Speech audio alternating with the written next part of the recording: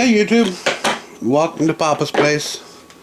This is that other video that I referred to in the prior video about doing the roundabout way to get around having problems with the 300 Blackout and your hand loads with using bullets that aren't overly common or bullets that you can get your hands on.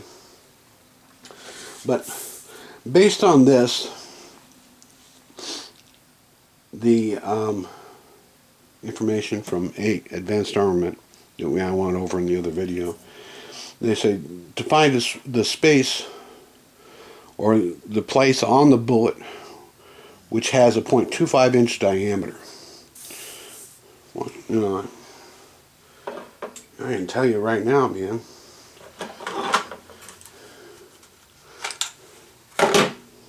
You know, taking a bullet and okay, let's lock this baby up at 0.250 and lock that up. Okay, put this down on the bullet and then go around and make a mark on that, okay?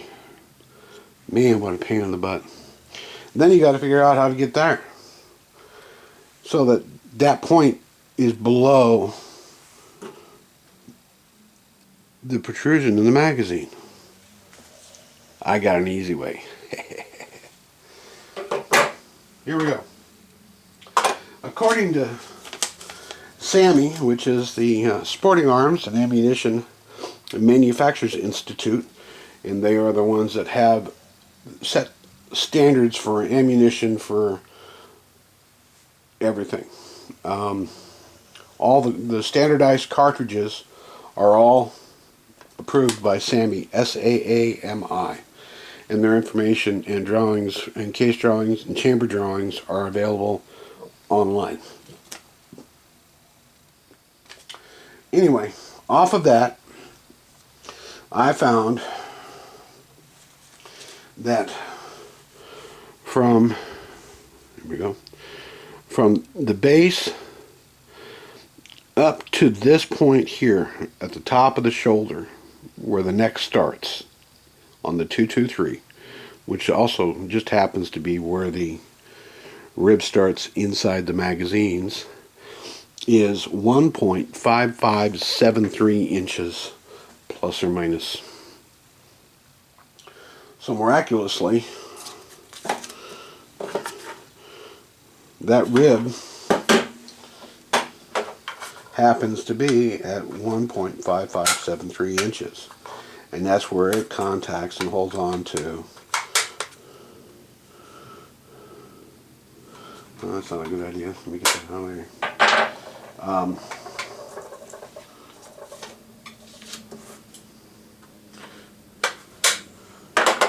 The case of on the 223.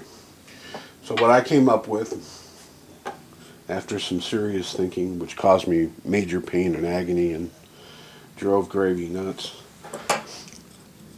I took a piece of wood. I'm eventually going to get a piece of aluminum or a piece of steel, and I just drilled a 1/4 inch hole, 0.250, excuse me, 1/4 of an inch in diameter. You take your bullet, drop it in that hole, and guess what?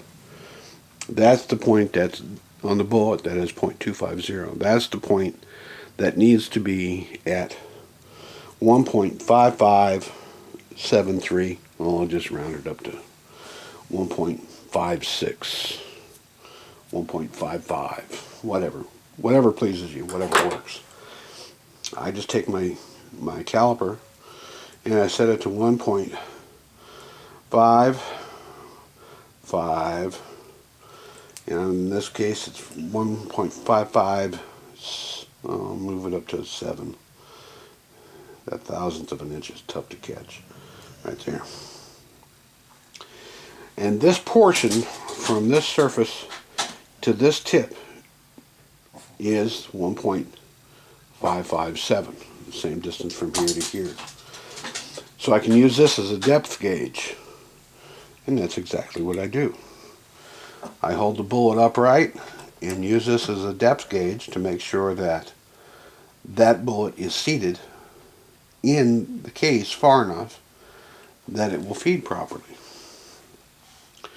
And I have to take into account, because more times than not, that is going to cause your overall cartridge length on your reloads to be shorter than the spec called for in the recipe. So you really need to be careful and start at your very low end and work yourself up load wise till you get the velocities and the accuracy that you want out of your hand loads.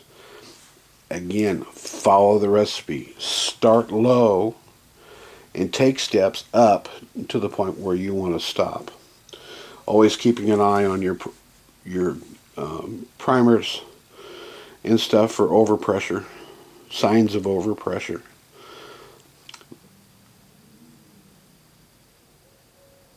And taking, once you get that figured out, where that, on that bullet, where that point is, and once you get the length set using this method, then you can just write down your overall length of what that is, make a note in your reloading notes, and you're all keeping reloading notes, aren't you? Of course you are. And you're set. You won't have to do it again. So this doesn't have to get used all the time unless you're changing bullets. Simple solution, but one that took me the better part of more than a month to figure out how to get it done. So I figured I'd share it with y'all. So if you have any questions, comments, post them below. Please give me a thumbs up if you like the video. If you like this type of thing, let me know. Leave me a comment, and I'll see what I can do. I do have some more information coming down the road on the 300 Blackout. Hopefully I'm going to get in to shoot the new pistol and see how I do. And I'm really looking forward to that. It's been a long time coming. So, thanks. I appreciate the time that you guys take to watch my videos and the feedback that you give me. Y'all take care. Remember, keep smiling. Makes people wonder what you've been up to. Bye-bye, YouTube.